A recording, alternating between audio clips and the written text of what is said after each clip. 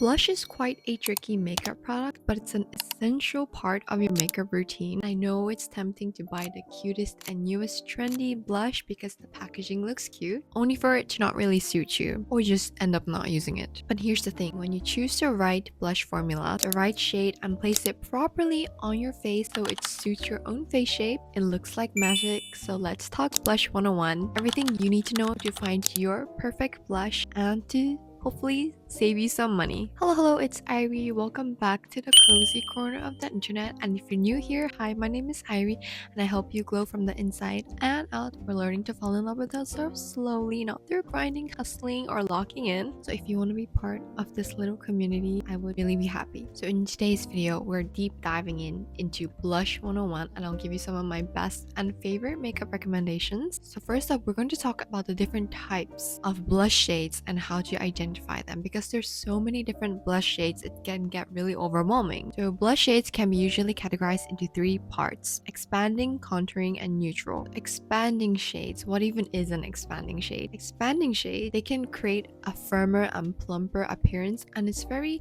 translucent and light. So oftentimes you would find that expanding shades are very cool toned colors and very light. On the other hand, contouring shades is exactly what it sounds like. It's supposed to sharpen and give you more of a structure. So they tend to be darker and a slightly warmer to mimic a bronzing effect. It's not a bronzer, but it almost has a similar function. And a lot of times some people might say that you should choose a blush that isn't too contrasting to your own skin, but in fact, sometimes when you choose a blush that actually does contrast with your skin, it can help enhance your look a lot more. And then the third type is the neutral type, where it doesn't really fit into either of them, so it's like a very neutral pink. You can kind of use it for anything. This also depends on makeup types. East Asian makeup, we don't tend to contour and bronze as much as Western makeup. We don't have any of those bronzer, like sharp highlights, cut creases. We don't have any of those.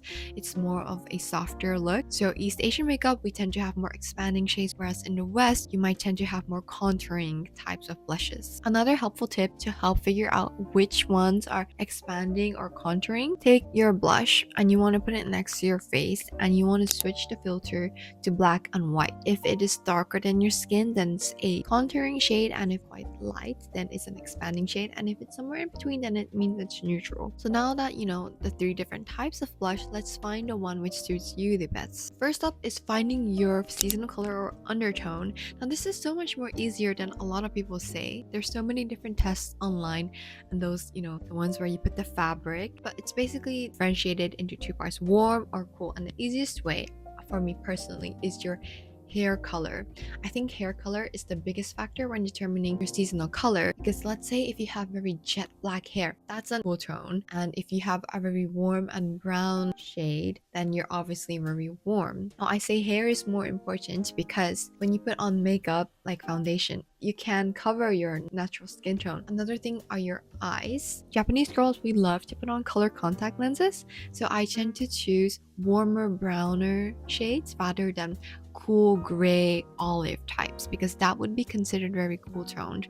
So you also have to check the color of your eyes. And third, the kind of clothes you wear. If you like to wear a lot of grays, then cool tone makeup will suit you better. But if you like very warm colors, go for a warmer shade. Some people say, oh, like check the color of your veins and all that, but it doesn't really matter. Don't restrict yourself to a warm or cool tone. You can alter if you are a warm or cool tone. You just have to remember how to choose them. Now blush is very important when it comes to that, so we'll talk about that too. Next up, the types of blushes. So there's three different types of blushes: powder, liquid, and the other which is like jelly types, I guess. I recommend powdered blushes for beginners because it's the easiest to applicate. My daily blush that I always use is this one from Dajiku. It's a Korean one. I really like it because it has 4 different types of colors, and they all come in different saturations. The shade right here, it's a lot lighter than this shade. So the application technique I would do for this is I would take a brush, then I would take a light pigment color and spread it all over my face. So this one, you can be generous with it because it's a very expanding and light shade. Then take a darker shade, and then I won't spread it all over my face, but I would lightly dab it in the center, so it creates like a gradient effect. It's darker in the middle and then it slowly expands out and fades away. Next up, we have liquid blushes. I really like the glowy effect that it gives. Liquid blush is good if you have very dry skin, especially in the winter. And when you're layering on makeup, with foundation, powder, and everything, it can get cakey and it can get dry. The only reason why I don't recommend it for beginners is that it can be hard to use. Never directly apply it on your face. Take a little bit on your hand and then you can use your fingers, gently dab it on your cheek. Then I would go in with either a brush or a sponge and gently, to get rid of the unevenness, you can just gently dab it on. I really like this one. It's actually from Muji. Here in Japan, Muji does really good makeup lines actually. I think liquid blushes are also good if you want a more translucent effect.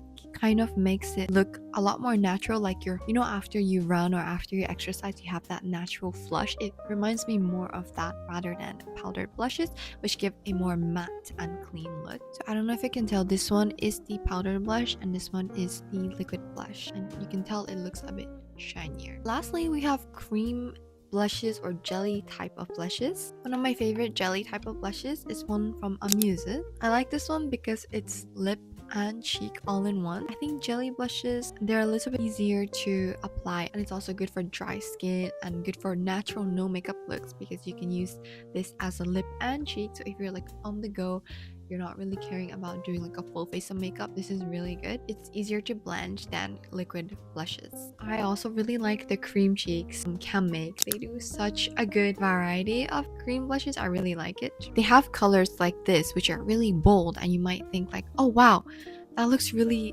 harsh and intimidating, but no, it's not. It actually makes it look very natural. One thing to note is that cream cheeks do tend to move around a bit. If you want it to stay, you do have to apply some powder on it. Okay, now it's all about where to place it on your cheeks, because if you place it all over, you'll look like a red tomato and we don't want that. And I get it. I want to apply the blush everywhere. Less is more when it comes to makeup, okay? When you're doing your makeup, you have to choose if you want to enhance your features or you want to alter your features in a way to get a desired outcome. So what do I mean by this? If you have a very round face, it's best for you put it on the apples of the cheek. Blush placement near the apples of your cheek, a more expanding type of blush is definitely better. As you can see, when I smile, it's very full right here. So it won't look good if I place it all the way up to my eyes, because that will give a very sharper look. It's very contrasting to my soft features. Now, if you have a round face, you can also do this to give you a more snatched look. As I said, it's whether or not you want to enhance your current features or you want to change it to a desired outcome. If you have a sculpted, more elegant type of look, definitely placing it on the cheekbone is really good. Or if you have quite a lot of volume on the lower part of your face and you want to just lift it upwards diagonally is really good. Definitely a more contouring type of blush is good. Lastly, if you have a very long face, so I have bangs to shorten my face, but if you don't have any bangs and you have maybe your hairline is receding and you want to shorten the distance of your face to make it look smaller, placing your blush horizontally is going to instantly make your face a lot shorter. I think putting it on the bridge of your nose is also really cute. If you're going to put it on the bridge of your nose, make sure to not put it on the tip of your nose because then you'll look like a whole reindeer. Lastly is underneath the eyes.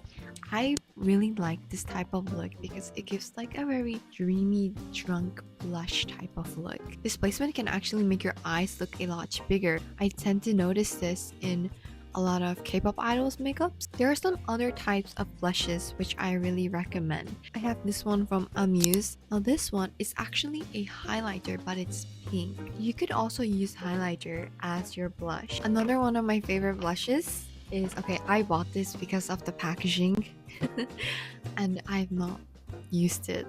So, it's to avoid things like these. Like me looking at every single flower nose product. This one, I don't even know the brand, right? Oh my goodness! Look,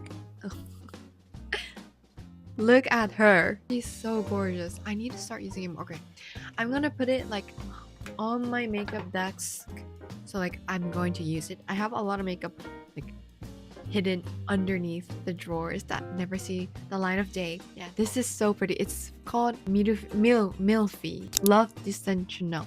So gorgeous, right? They had other ones. It's so gorgeous. Oh yeah, another one. Hui's blurring pot. This one actually for lips. A jelly type of blush. It's really cute. I love flying makeup. I just love. It's not good for my wallet. One last recommendation.